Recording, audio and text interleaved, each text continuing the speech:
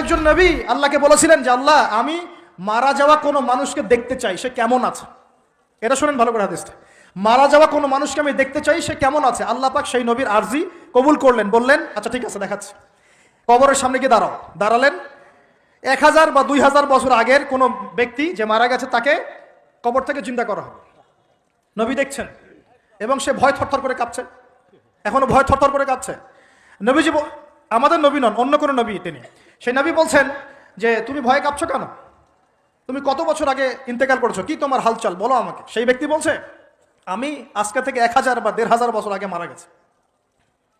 আমি ভয়ে কাঁপছি, যখন আমি মারা যাচ্ছিলাম মালাকুল মউত যে আকৃতি নিয়ে আমার সামনে এসেছিল, ওই আকৃতি আমি এখনো ভুলতে পারি না, তাই দেখে আমি থরথর করে কাঁপছি। তিনি বলছেন যে আমি 1500 বছর হয়ে গেছে আমার মউতের, কিন্তু আমার দেহ থেকে এখন পর্যন্ত রূহ কবজ করার যে কষ্ট, এই কষ্ট এখনো যায় নাই।